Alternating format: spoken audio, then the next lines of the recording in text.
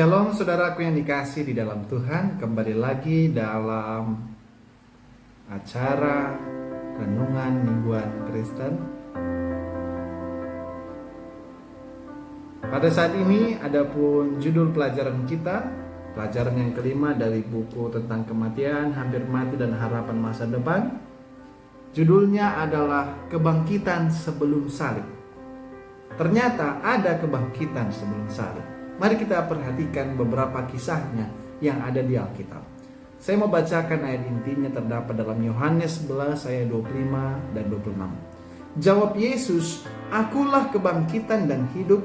Barang siapa percaya kepadaku, ia akan hidup walaupun ia sudah mati. Dan setiap orang yang hidup yang percaya kepadaku tidak akan mati selama-lamanya. Percayakah engkau akan hal ini?" Saudara yang dikasih dalam Tuhan, ada beberapa kisah di Alkitab, yaitu kebangkitan sebelum Yesus dibangkitkan, ataupun sebelum Yesus naik ke dalam kerajaan sorga. Peristiwa yang pertama adalah kebangkitan Musa. Ini jelas dituliskan di dalam Yudas pasal yang ke-9. Lalu dua orang wanita yang anaknya dibangkitkan. Yang pertama yaitu janda di Sarfat dan wanita di Sunem. Ya. Yang ketiga adalah peristiwa kebangkitan di Nain, ya, putra janda di Nain. Nah, ini dibangkitkan juga, ya. Lalu anak perempuan Yairus. Dan yang terakhir adalah Lazarus yang sering kita dengar. Mari kita pelajari satu persatu bagaimana kebangkitan mereka. Saudara yang dikasih dalam Tuhan, yang pertama kita akan bahas adalah mengenai Musa. Kalau kita baca di dalam Yudas 1 ayat 9 dikatakan, "Tetapi penghulu malaikat Mikael ketika dalam satu perselisihan bertengkar dengan iblis mengenai mayat Musa, tidak berani menghakimi iblis itu dengan kata-kata hujatan, tapi berkata, kiranya Tuhan menghardik engkau." Saudara yang dikasih dalam Tuhan, ternyata kita ketahui kalau dalam cerita Musa, ya, Musa itu mati di usia 120 tahun. Ini kita bisa dapatkan dalam Ulangan 34 ayat 7. Ya, 34 ayat 7. Dan bisa kita ketahui bahwa tidak ada yang melihat Musa setelah kebangkitannya. Dan kalau kita ketahui tidak ada yang mengetahui kuburannya di mana. Ya. Dan kalau kita baca dalam Yudas 9, ya, bahwa Musa itu dibangkitkan. Nah, dan ternyata juga saudara, informasi yang lain kita dapatkan dalam 1 Korintus 15 ayat 52. Musa itu dibangkitkan seperti kita dengan tubuh yang tidak fana. Ya. Dan informasi yang lain kita dapatkan adalah di dalam Lukas 9 ayat 28 sampai 36 bahwa dia tidak mati lagi karena dia muncul di hadapan Yesus selama pelayanannya. Itulah keduanya, yaitu Elia dan Musa. Kita perhatikan saudara yang dikasih dalam Tuhan. Sebelum Yesus mati di kayu salib, ada orang yang dibangkitkan. Ini menunjukkan bahwa janji Tuhan mengenai kehidupan kekal itu ada. Ya. Kebangkitan, ya, kalaupun akibat daripada dosa itu adalah kematian, tapi ada janji bahwa kita akan dibangkitkan dan terbukti melalui Musa. Saudara yang dikasih dalam Tuhan, kalau pelajaran kita menyebutkan bahwa penampilan Musa, bukti kemenangan Kristus yang akan datang atas dosa dan kematian, digambarkan di istilah tidak salah lagi, ya, bahwa Musa pada saat itu bukan rohnya yang melayang-layang, ya, tetapi apa? Musa itu sendirilah yang telah dibangkitkan, ya. Dan saudara-saudaraku yang dikasih dalam Tuhan, satu peringatan kepada kita, ya, Musa telah dibangkitkan, ya. Musa telah naik ke dalam kerajaan surga dengan tubuh jasmaninya, ya, bukan sebagai makhluk halus. Dan ini menjadi penguatan kepada kita bahwa janji itu pasti. kita pun akan dibangkitkan sebagaimana Musa dibangkitkan. Nah, bagaimana dengan peristiwa yang selanjutnya? Ya, ada dua peristiwa yang serupa di Sarfat dan di Sunem. Ya, kalau kita baca dalam Ibrani pasal yang ke-11 ayat yang ke-35, dikatakan ibu-ibu telah menerima kembali orang-orangnya yang telah mati sebab telah dibangkitkan. Ya, telah dibangkitkan.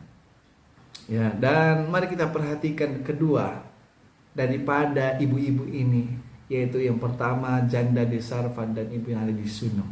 Ya, ini dua kisah, yaitu satu adalah Nabi Elia dan kedua adalah Elisa. Ya, mereka ini sama-sama menjamu Nabi karena mereka itu adalah Nabi yang dia jamu. Mereka ini sama-sama mencari bantuan dari Nabi ketika mereka sedang dihadapkan dengan maut. Dan Nabi terlibat dan membuat mukjizat di ruangan yang telah disiapkan untuknya. Dan akhirnya mereka menerima anak-anak mereka kembali hidup. Perhatikan persamaan ini. Saat itu mereka sangat sedih karena satu-satunya harapan ataupun satu-satunya yang mereka miliki meninggal, tapi Yesus bangkitkan. Jadi bisa kita dapatkan dalam kisah ini, baik seorang wanita janda dan miskin, ya, kematian itu, janda yang miskin, ya, bahkan siapa saja yang menghadapi kematian itu menghasilkan kesedihan. Tetapi orang-orang yang percaya, ya, mendapatkan bukti aslinya. Saudara-saudara yang dikasihi dalam Tuhan, kalau kita baca dalam Mazmur 34 ayat 19, Allah turut merasakan apa yang dirasakan oleh manusia. Jadi ketika anak ini mati, Yesus juga ataupun Tuhan itu sendiri juga ikut berduka. Ya, jadi dari sekarang kita mesti mengingat bahwa Tuhan itu pun merasakan apa yang kita rasakan. Dan Dia tidak ingin kita sedih, sehingga Dia lakukan apa yang membuat kita bahagia. Termasuk pada saat itu wanita itu Tuhan mengizinkan mereka untuk dibangkitkan melalui nabinya. Ya, jadi saudara kekasih dalam Tuhan, saat ini apa yang terpenting dari cerita itu adalah iman. Iman perempuan, ya, ini ya, keduanya mendapatkan imbalan. Mereka itu hanyalah seorang ibu, ya, seorang ibu yang ya hanya memiliki seorang anak itu. Tapi karena dia percaya kepada Tuhan, dia mendapatkan imbalannya. Ya, baik, kita masuk kepada peristiwa putra janda di Nain. Kalau kita melihat peristiwa ini, ya, ini peristiwa berada di depan ataupun berada di depan gerbang, ya, depan gerbang. Pada saat itu Yesus banyak menyembuhkan orang sakit dan mengusir setan. Lalu tiba-tiba dalam perjalanan itu, ya, mendekati gerbang Nain yang tadi itu, ya, ada seorang janda yang menangis. Ya, dikatakan di peti mati terbuka adalah satu-satunya putra seorang janda yang menangis terseduh-seduh. Penuhlah belas kasihan kepada ibu yang berduka. Yesus berkata kepadanya, "Jangan menangis." Ya, lalu dalam kisah ini disebutkan dalam Lukas 7 ayat 13 sampai 15. Kemudian Yesus menoleh ke anak yang mati dan di peti mati itu dan memerintahkannya, "Anak muda, aku berkata kepadamu, bangunlah." Anak itu hidup kembali dan Yesus mempersembahkannya kepada ibunya. Jadi kehadiran Yesus benar-benar mengubah seluruh skenario dan banyak orang yang menyaksikan mukjizat itu. Jadi ingat, Yesus dapat mengubah segala sesuatunya menjadi lebih indah.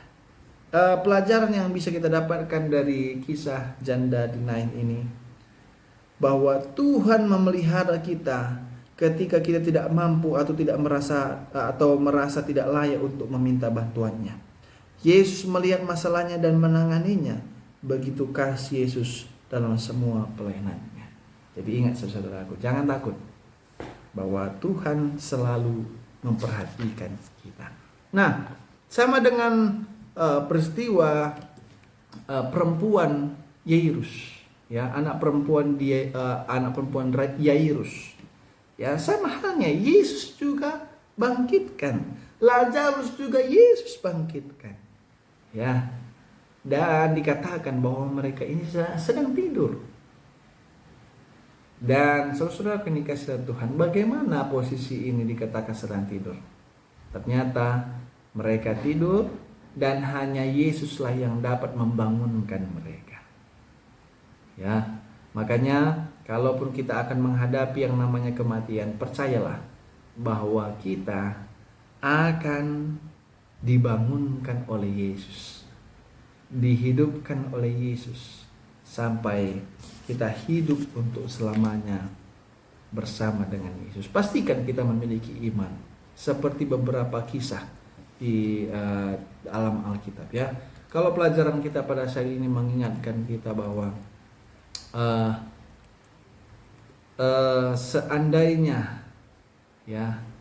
seandainya kita dalam keadaan yang sangat-sangat terpuruk, kehilangan orang yang kita kasihi, ingat, Yesus tidak pernah membiarkan kita. Yesus dapat membangkitkan orang-orang. Ya, inilah salah satu yang tidak bisa dilakukan oleh si jahat, ya. Hanya Yesus dapat lakukan itu. Ya. Dan mulai pada saat ini, percayalah bahwa Tuhan dapat mengubah segala sesuatunya menjadi indah. Demikianlah pelajaran kita pada saat ini. Kiranya Tuhan